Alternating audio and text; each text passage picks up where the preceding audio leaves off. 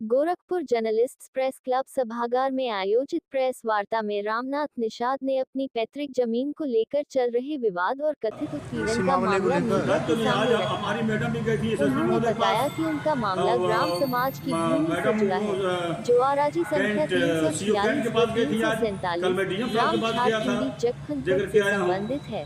इस भूमि को लेकर वर्ष 2014 से न्यायालय में वाद विचाराधीन है और उप जिलाधिकारी न्यायालय में धारा 229B के तहत मुकदमा चल रहा है। उन्होंने बताया कि न्यायालय द्वारा 7 अप्रैल 2025 को यथास्थिति बनाए रखने का आदेश पारित किया गया था, जिसे बाद में भी कायम रखा गया। इसके बावजूद विपक्षी पक्ष द्वारा लगातार आदेश की अवहेलना करते हुए जमीन पर कब्जा करने और रास्ता निकालने का प्रयास किया जा रहा है। रामनाथ निषाद ने आरोप लगाया कि 23 जुलाई को विपक्षियों ने जबरन जमीन पर निर्माण कार्य शुरू करने की कोशिश की। विरोध करने पर उनके साथ अभद्रता की गई और जान से मारने की धमकी दी गई। प्रेस वार्ता के दौरान रामनाथ निषाद ने राजनीतिक साजिश की भी आशंका जताई। उन्होंने बताया कि वर्ष 2023 में उन्होंने एक भाजपा प्रत्याशी का समर्थन किया था, जिसके बाद से उन्हें निशाना बनाया जा रहा है। उनकी पत्नी वार्ड नंबर 18 से पार्षद हैं और परिवार को लगातार परेशान किया जा रहा है। उन्होंने प्रशासन से निष्पक्ष जांच कराने, न्यायालय के आदेश का पालन सुनिश्चित कराने और उन्हें सुरक्षा प्रदान करने की मांग की। ये मामला जमीन से जुड़ा हुआ है। सबसे पहले तो आप लोगों को धन्यवाद देना चाहता हूं, क्योंकि आप लोगों ने मेरा पक्ष जानने का कोशिश किया। क्योंकि 2-3 दिनों से आप लोग सुन रहे होंगे कि मेरे बारे में एक गलत समाचार चल रहा है।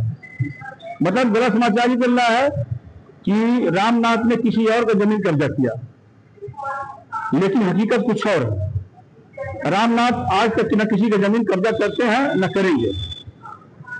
और रही बात सत्य, मैं बार बार कहता हूं, सत्य हमेशा सत्य रहेगा, झूठा नहीं होगा। अगर किसी के अंदर नीयत खराब हो जाए, किसी के धन को इकट्ठा करना हो, किसी के धन के लालच आ जाए, उसको अपना धन कहना हो, तो 50 प्रकार का झूठ बोलेंगे। ये वही हो रहा है। मैं आप लोगों के माध्यम से बताना चाहता हूं कि जिस जमीन पे ये इल्जाम लग रहा है कि रामनाथ कब्जा कर रहे थे, वो जमीन मेरा है। वो जमीन देखिए, वो जमीन का इंतखाब मेरे पास है, इंतखाब मेरे पास है। हमारे मोहल्ले में एक श्रीमती मंजू देवी है।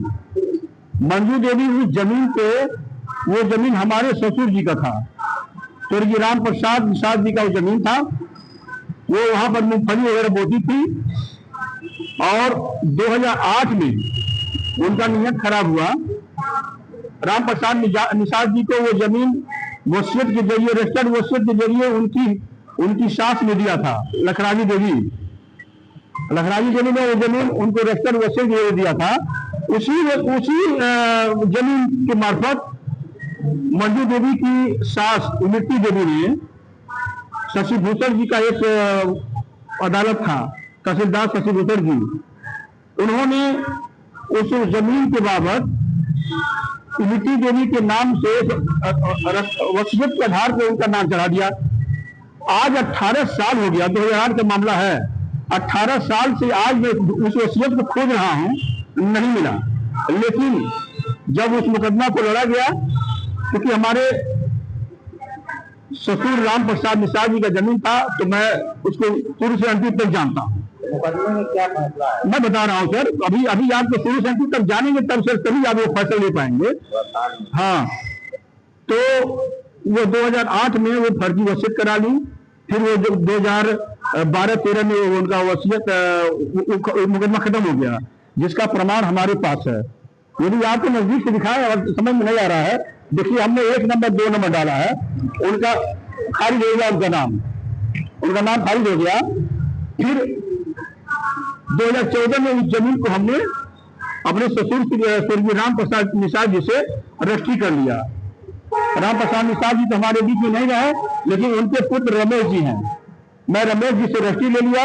इसे कब लिया? 2014 में। तो मकान का कैसे बन गया? मकान तो अगर उसमें अगल बगल 6 टाली ईंटा मेरा था, मेरा गिराया हुआ 2012 में 6 टाली ईंटा में गिराया था।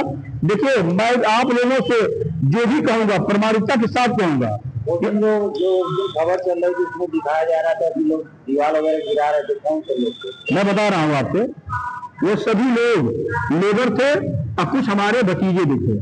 वो दीवार गिरा नहीं रहे थे, वो माननीय मुख्यमंत्री जी के आशीर्वाद से वहां पर त्वरित आर्थिक योजना के तहत 4.5 करोड़ रुपया आया हुआ है, योजना पास हुआ है, जिसमें वो भी रास्ता है। उस रास्ते से लगभग 50 घर प्रभावित हो रहे हैं। जब वो मेरी जमीन है 7/4/2025 को उस जमीन का मैं विवरण हमारे पास हो चुका है, तो वो तो मैं जब चाहूं जो करूं। तो वहां पर मलबा था, ईटा ही मान लीजिए लगा हुआ था, तो उस रास्ते को ऐसे करके यल टाइप का रास्ता बनाना था।